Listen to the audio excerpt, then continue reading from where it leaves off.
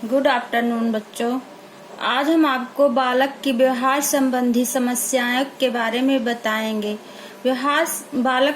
बालकों की व्यवहार संबंधी समस्याएं क्या हैं? बालकों की व्यवहार संबंधी समस्याएं बालकों की व्यवहार संबंधी समस्याओं को समस्यात्मक व्यवहार माना जाता है। यह समस्यात्मक व्यवहार अभिभावकों, शिक्षकों और समाज के लिए समस्या बन जाते हैं।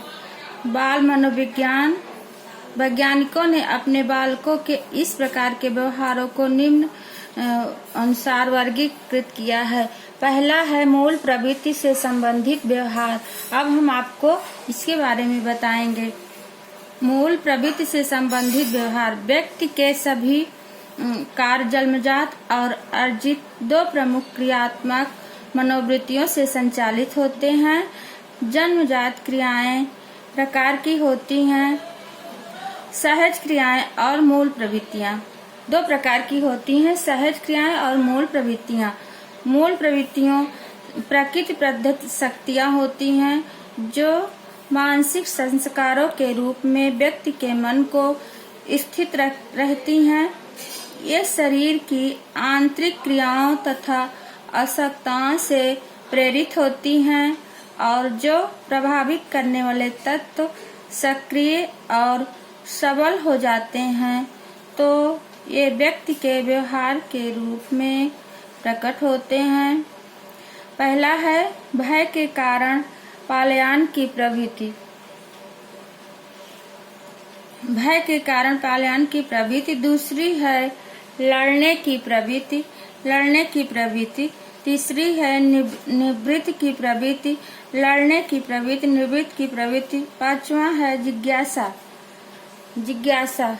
अब हम आपको बताएंगे प्रतिबोध संबंधी व्यवहार, विचलन से संबंधित व्यवहार, तोड़ फोड़ संबंधी व्यवहार।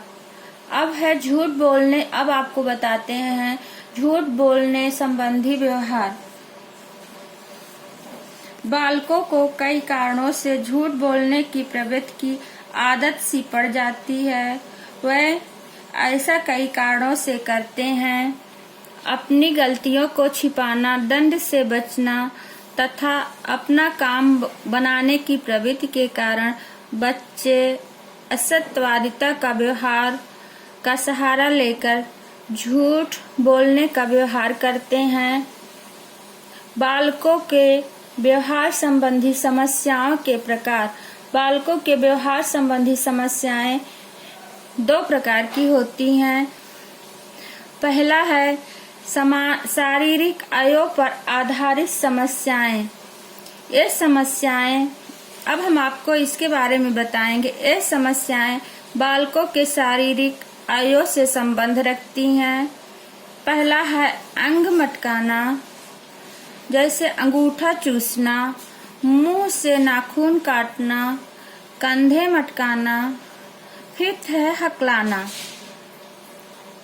दूसरी है मानसिक समस्याओं पर आधारित। ये समस्याएं बालक की मानसिक स्थिति से संबंधित होती हैं। व्यवहार में निरस्ता होना, निर्णय लेने में अक्षमता की स्थिति, दूरदर्शिता, कक्षा से भाग जाना और संवेदनात्मक समस्याओं पर आधारित, सामाजिक समस्याओं पर आधारित। अब हम आपको इसके बारे में बताएंगे। असत्यवादिता, झूठ बोलना, चोरी करना आदि। अब इसके बाद आता है बालकों के समस्यात्मक व्यवहार के कारण। बच्चों फर्स्ट लेसन कंप्लीट हो गया है। अब एनटीटी का सेकंड लेसन, फर्स्ट पेपर का सेकंड लेसन चल रहा है। अब हम कल आपको बालकों के समस्यात्मक व्यवहार के कारण बताएंगे। इसके बाद फिर नेक्स्ट डे।